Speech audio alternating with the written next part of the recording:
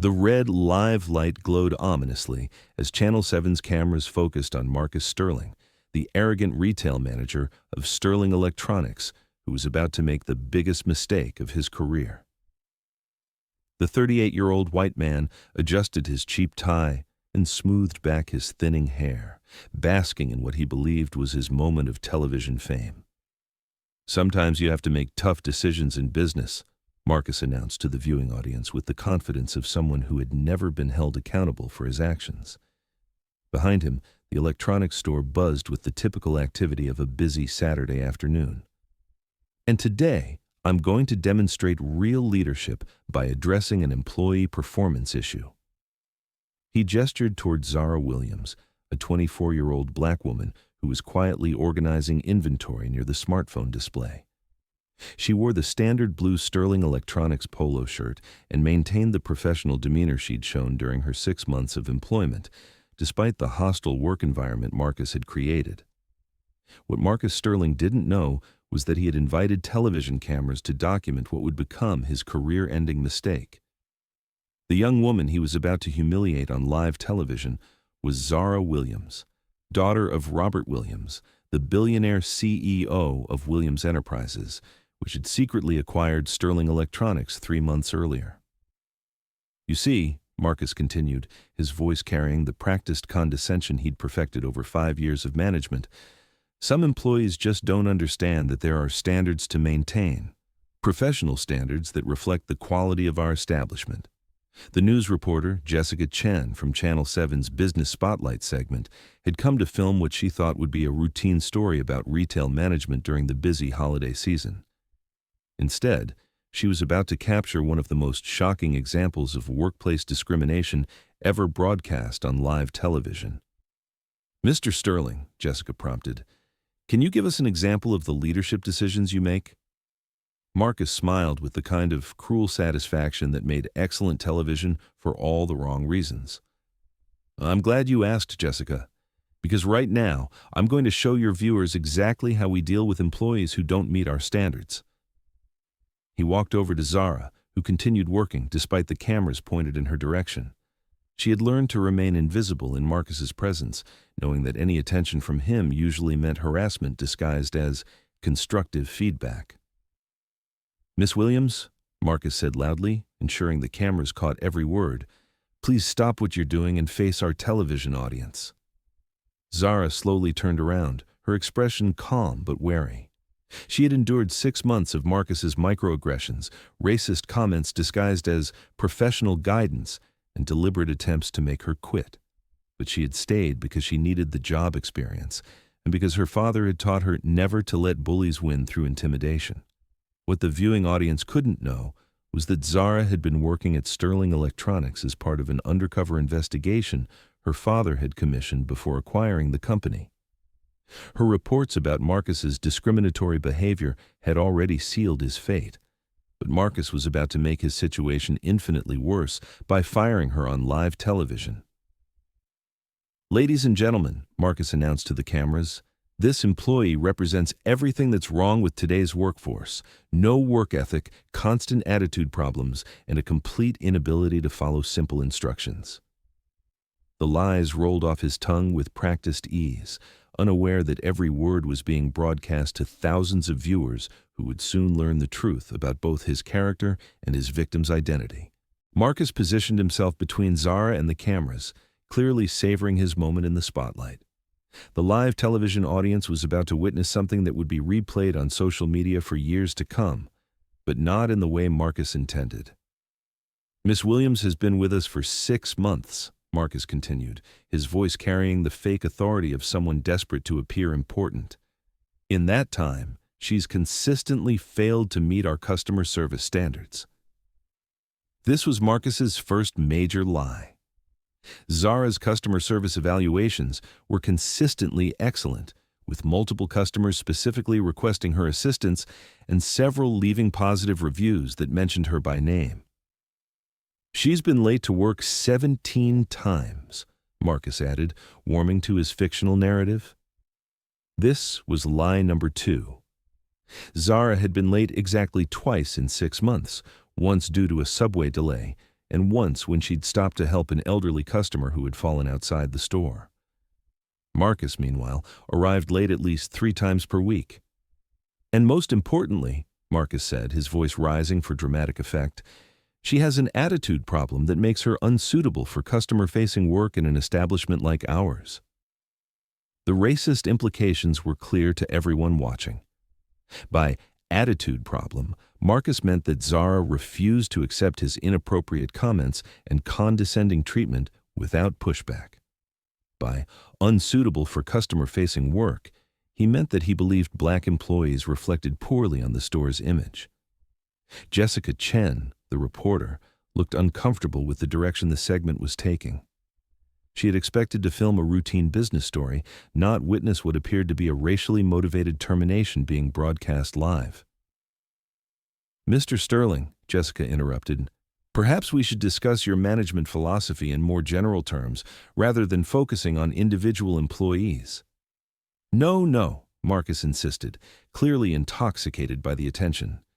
"This is exactly the kind of decisive leadership your viewers need to see. Sometimes you have to make examples." He turned back to Zara, who stood with quiet dignity despite the humiliation being inflicted on her in front of thousands of viewers. "Miss Williams, you're fired, effective immediately. Please remove your name tag and leave the premises." The words echoed through the store and across the airwaves. Several customers stopped shopping to stare at the scene unfolding before the television cameras.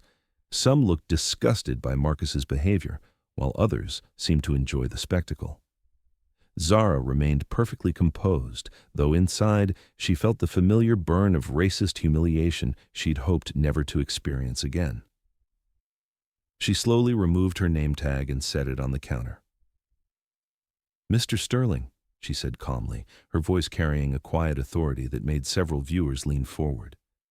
"Are you certain this is how you want to handle this situation?" "Absolutely certain," Marcus replied with a cruel smile.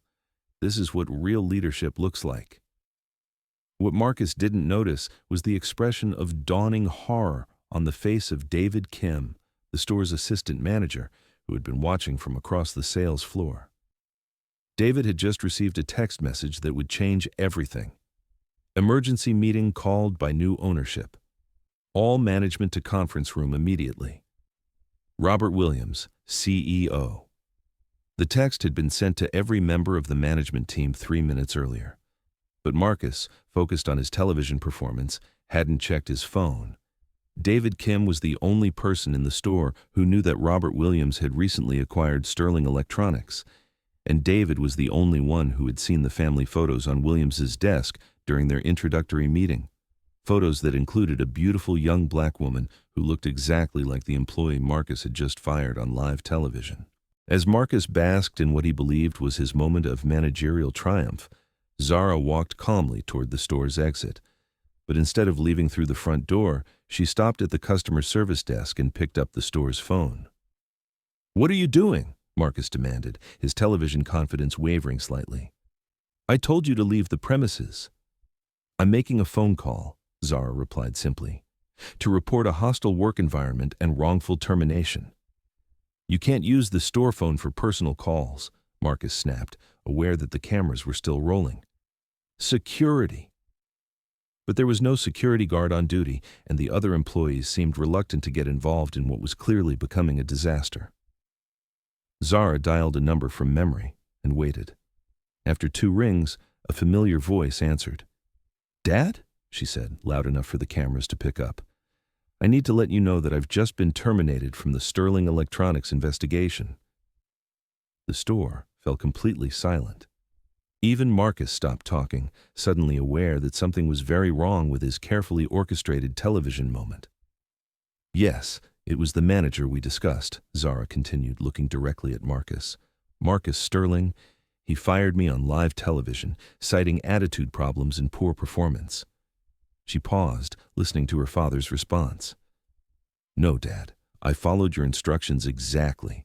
I documented everything, maintained my cover, and gathered all the evidence you requested about discriminatory practices." The pieces of the puzzle began falling into place for everyone watching, both in the store and on television. Jessica Chen, The reporter felt her journalistic instincts kicking in as she realized she was witnessing something much bigger than a routine firing. "Yes, I'll file the complete report tonight," Zara continued. "The acquisition papers are already signed, so you have full authority to make personnel changes immediately." Marcus felt the blood drain from his face. "Acquisition papers," he whispered. Zara ended her phone call and turned to face the cameras directly. "Ladies and gentlemen," she said with the poise of someone accustomed to public speaking, "my name is Zara Williams. I'm a graduate of Harvard Business School, and for the past 6 months, I've been working undercover at Sterling Electronics as part of a discrimination investigation commissioned by Williams Enterprises." The silence was so complete that the hum of the store's air conditioning system seemed deafening. "3 months ago, my father's company acquired Sterling Electronics. I was hired as a regular employee to document workplace practices and management behavior before any changes were implemented." Marcus felt the world spinning around him. "Your father's company?" "Williams Enterprises," Zara confirmed. "My father is Robert Williams, your new CEO. And Mr. Sterling, you've just provided us with the most comprehensive evidence of discriminatory management practices we could have hoped for, broadcast live on television." She gestured toward the cameras that had captured every moment of Marcus's racist performance. "Everything you've said and done in the past 30 minutes has been recorded and witnessed by thousands of people. The lies about my performance, the discriminatory language, the public humiliation based on racial prejudice, all of it documented and broadcast." Marcus tried to speak, but no words came out. His moment of television triumph had become his career's funeral, performed live for a viewing audience that was rapidly sharing clips across social media. Jessica Chen, realizing she had stumbled onto the story of her career, stepped forward with her microphone. "Miss Williams, can you tell us more about what you discovered during your investigation?" Zara looked directly into the camera, her composure contrasting sharply with Marcus's visible panic. She had spent 6 months documenting systematic discrimination, and now she had a platform to expose it all. "Over the past 6 months, I've documented numerous instances of discriminatory behavior by Mr. Sterling and several other managers," she began. "Black and Latino employees are consistently assigned the least desirable shifts, denied advancement opportunities, and subjected to disciplinary action at rates far exceeding their white counterparts." She pulled out her phone and showed a folder marked Sterling Electronics, Evidence. "I have recordings of Mr. Sterling making explicitly racist comments about customers and employees. I have documentation showing that minority workers are written up for infractions that white employees commit without consequence. And I have witness statements from current and former employees describing a pattern of harassment based on race and ethnicity." Marcus finally found his voice. "This is entrapment. You can't record people without their consent." "Actually, Mr. Sterling, New York is a one-party consent state for recordings, and more importantly, you've just terminated an employee on live television based on fabricated performance issues while making racially coded statements about standards and suitability." Jessica Chen looked at her cameraman to ensure they were capturing every word. This story was already trending on social media, with viewers sharing clips and demanding justice. "Miss Williams, what happens next?" Jessica asked. "My father's en route to the store now," Zara replied, "along with the new Human Resources Director and legal counsel. Mr. Sterling's employment will be terminated immediately, and we'll be implementing comprehensive anti-discrimination policies across all Sterling Electronics locations." She turned to address Marcus directly. "Mr. Sterling, you said this was about leadership and standards. You were right. True leadership means treating all employees with dignity and respect. And our standards include zero tolerance for discrimination based on race, ethnicity, or any other protected characteristic." The store's front door chimed, and a tall, distinguished black man in an expensive suit entered, followed by 2 other professionals carrying briefcases. Robert Williams had arrived. The resemblance between father and daughter was unmistakable. Robert Williams carried himself with the quiet authority of someone accustomed to running billion-dollar enterprises, and his expression, as he surveyed the scene, was one of controlled fury. "Mr. Sterling," he said, his voice carrying the weight of decades of business leadership. "I'm Robert Williams, the new owner of this company. I believe you've met my daughter." Marcus felt his knees buckle. The young woman he'd been harassing for 6 months, whom he'd just humiliated on live television, was the daughter of his new boss. "Sir, I can explain," Marcus began. "No explanation necessary," Robert interrupted. "We have 6 months of documented evidence of your discriminatory behavior, and we just watched you terminate my daughter on live television while making racist statements about employee standards." He turned to address the cameras directly. "Ladies and gentlemen, what you've witnessed today represents everything that's wrong with workplace discrimination. No employee should ever be subjected to the treatment my daughter endured, and no manager should ever feel empowered to terminate someone based on racial prejudice."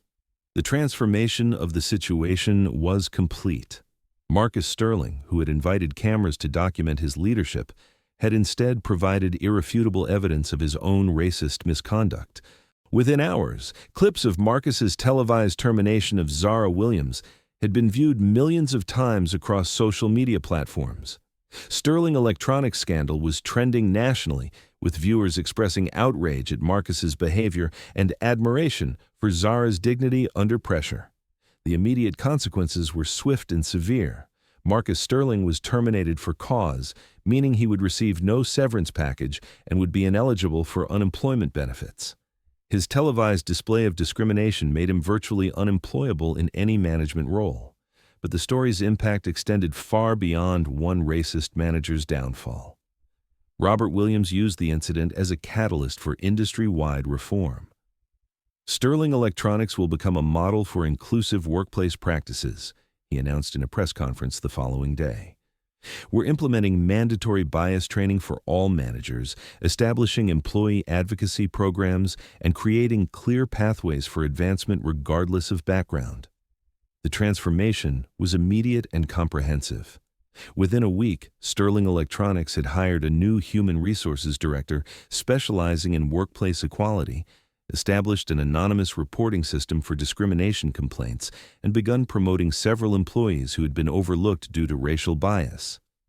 Zara Williams was offered the position of Director of Corporate Culture, overseeing the implementation of anti-discrimination policies across all company locations.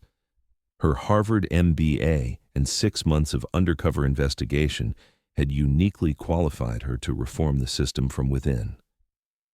"The goal isn't revenge," she explained in a follow-up interview with Jessica Chen. "The goal is creating workplaces where everyone can succeed based on their abilities and effort, not their appearance or background." Marcus Sterling, meanwhile, became a cautionary tale about the consequences of workplace discrimination. His televised firing was used in corporate training programs as an example of how racist attitudes could destroy careers and companies. 6 months later, Sterling Electronics reported its highest employee satisfaction scores in company history, increased productivity across all locations, and 0 discrimination complaints. The company had become a destination employer for talented workers from all backgrounds. "Sometimes it takes a crisis to reveal how broken a system is," Robert Williams reflected during a business leadership conference. "My daughter's courage in enduring 6 months of discrimination and one manager's decision to expose his racism on live television created the opportunity for real change." The incident also inspired legislative action. Several states introduced bills requiring companies to implement anti-discrimination training and anonymous reporting systems, often referred to as Zara's Laws. As for Zara Williams, she had proven that sometimes the best way to fight systemic discrimination isn't to avoid it, but to document it so thoroughly that denial becomes impossible. Her 6 months of quiet endurance had gathered the evidence needed to transform an entire corporate culture.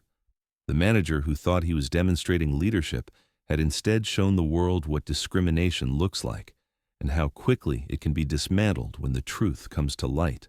1 year after the infamous live television incident, Sterling Electronics was featured on the cover of Business Weekly magazine as Company of the Year for workplace equality and employee satisfaction. The transformation had been so complete that business schools began using it as a case study in corporate culture reform. Zara Williams stood in the same store where she had been humiliated, but now she wore a tailored business suit instead of a polo shirt and carried the title of Vice President of Corporate Development. The electronics store had been renovated and expanded, reflecting the company's growth and success under new management. The irony, she told a group of visiting business students, is that Marcus Sterling's racism became the catalyst for exactly the kind of change he was trying to prevent. By firing me on live television, he gave us the most powerful evidence possible that systematic reform was necessary. She paused at the spot where Marcus had delivered his racist speech to the cameras. True leadership isn't about having power over people who can't fight back. It's about creating environments where everyone can reach their potential regardless of what they look like or where they come from.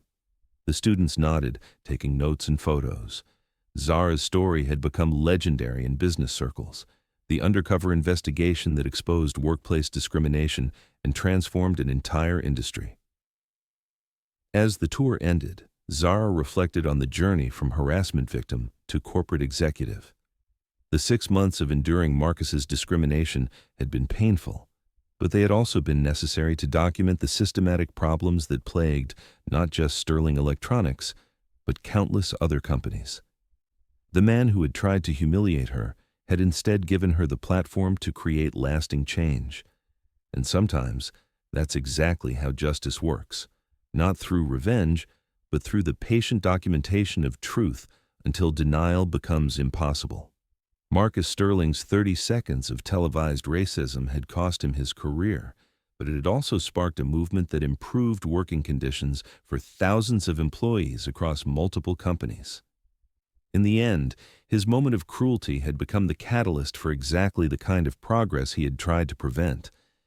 If this story of workplace discrimination, courage, and transformation touched your heart, remember that change often begins when someone has the strength to document injustice until the truth can no longer be ignored. Subscribe for more stories that prove that sometimes the worst behavior creates the best opportunities for positive change.